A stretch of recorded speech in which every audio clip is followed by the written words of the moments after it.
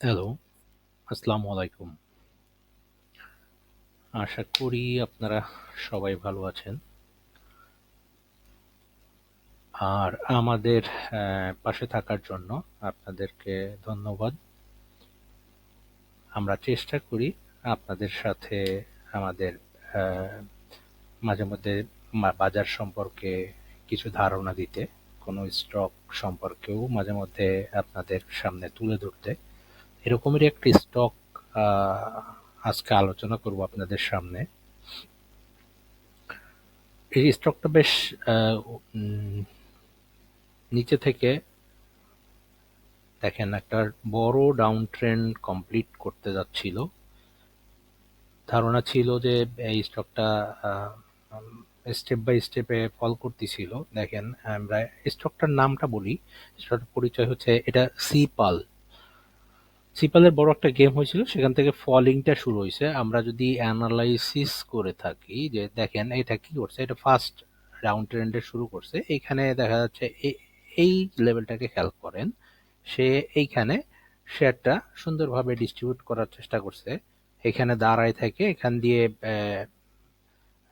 পরবর্তীতে বেশ কিছুদিন ট্রেড করে এই ট্রেন্ড লাইন থেকে নর্মালি কি হয়, নর্মালি হয়তো বা উপরে অথবা নিচে যায়।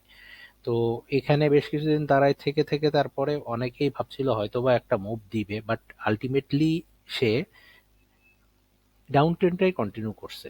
দেখেন সে আবারও ফল করছে, ফল করে আবার আরেকটা ডাউন ট্রেন্ডের জন্য জায়গা তৈরি করছে। দেখেন এখানেও আমরা দেখাই যে সে এখানে কি করছে, সে এখানে এইখান থেকে আর একটা ডাউন ট্রেন্ড কমপ্লিট করছে। সেম এখানেও বেশ কিছুদিন উপর দিকে রেখে রেখেই যদি বলি যে হ্যাঁ ট্রেড করার চেষ্টা করছে, সে নতুন করে লোয়ার লো ক্রিয়েট হয়তো বা করতেছিল না।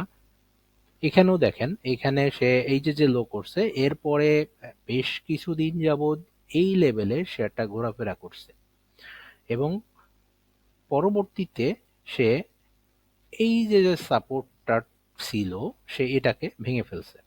তার মানে নতুন করে লো আবার ক্রিয়েট করার জন্য সে প্রস্তুত। সেম ভাবে সে আবার নতুন করে লো ক্রিয়েট করছে। আমরা লো যদি ধরি, এর পরবর্তী লো এটা পাইছে, এরপরে দেখেন এখানে আবার চেষ্টা করছে সে মার্কেটের সাথে আহ, তাল মিলিয়ে টিকে থাকার। কিন্তু কন্টিনিউয়াসলি থাকতে থাকতে হঠাৎ করে দেখেন এই এই লেভেলটা থেকে নিচে নামা স্টার্ট করছে এবং এই লেভেলটা আবারও সে ভেঙে ডাউন ট্রেন্ড স্টার্ট করছে। সেম ভাবে আবার যখন আমরা খুঁজলাম যে হ্যাঁ সে এর পরে কি করতেছে, নতুন লো করছে সাপোজ এখানে।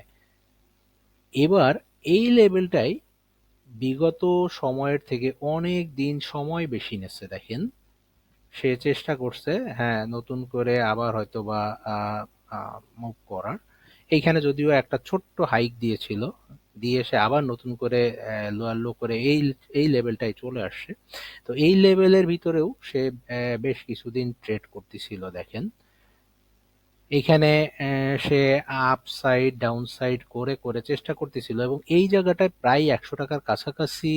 আহ, মানে এখানে অনেক বড় একটা জোন ছিল, যেখানে অনেকেই চিন্তা করেছে যে হয়তো সাময়িক, বা আমরাও চিন্তা করেছি তার মানে সাময়িক একটা আপ ট্রেন্ড হয়তো বা দিবে, লাইক এই জায়গা পর্যন্ত, এই লেভেল পর্যন্ত। বাট এখানে সে ব্রেকআউটটা করতে গিয়েও না করে সে আবার নতুন করে নিচে নামা শুরু করছে এবং এখানে যে জিনিসটা ঘটছে দেখেন এই দিন থেকে দেখেন এখানে যখন সে কন্টিনিউ করতে গেছে, তার ভলিউম ছিল মাত্র 21 লাখ।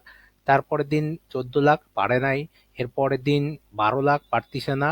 ভলিউম বাড়তিছে 15 লাখ, নিচে নামতিছে, ভলিউম বাড়তিছিল। ইজ দিস খারাপ? এখানে একটু ভলিউম কমতে চেষ্টা করছে।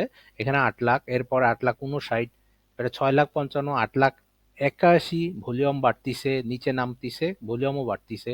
এরপরে মানে প্রাইস তেমন একটা বাড়ে নাই, কিন্তু ভলিউম কিন্তু অনেক। আগের দিন ছিল 8 লাখ 81 হাজার, তারপরে 18 লক্ষ 56 হাজার শেয়ার। 18 লক্ষ 56 হাজার শেয়ার দিয়েও কিন্তু শেয়ারকে উপরের দিকে নিতে পারে নাই তেমন। এরপরের দিন 18 ডাবল 36 লক্ষ 91 হাজার শেয়ার দিয়ে শেয়ার সামান্য উপরে উঠেও তারপরের দিনই ৩৬ লক্ষর জায়গায় শেয়ার আসছে ৪০ লক্ষ, কিন্তু প্রাইস সম্পূর্ণ দেখা যাচ্ছে ওই দিন প্রায় ৩% ফল করছে। এই দিন প্রাইস ছিল ৯৪-৯৫ টাকার কাছাকাছি, ৯৪ টাকা ৯০ পয়সায় ক্লোজিং হয়েছে। ৯৫ টাকা ৩০ পর্যন্ত শেয়ার দর উঠেছিল, বাট পরের দিনই ৪০ লক্ষ শেয়ার, ৪০ লক্ষ ৪০ হাজার শেয়ার আসছে ৯৫ টাকা থেকে। কন্টিনিউয়াসলি শেয়ার প্রাইস ৯২ টাকা ৩০ পয়সা ক্লোজ হয়েছে। ৪০ লক্ষর এর পরের দিন চিন্তা করেন, ৪০ লক্ষর জায়গায় ৫৯ লক্ষ ৪২ হাজার শেয়ার দিয়ে শেয়ার আরো নিচে নামছে। তো এই জায়গাটা কিন্তু নর্মাল যে জায়গা ছিল সেখানের থেকে একটু ডিফারেন্স, যে শেয়ার হচ্ছে, ভলিউম হচ্ছে, শেয়ার প্রাইস নিচে পড়ে যাচ্ছে, দ্যাটস মিন এখানে something going to B happened, যেটা মনে হচ্ছে যে হ্যাঁ, এই জায়গায় এই ব্রেকডাউনটা অবশ্যই বড় আকারের সেল প্রেসার দিয়েই হয়েছে।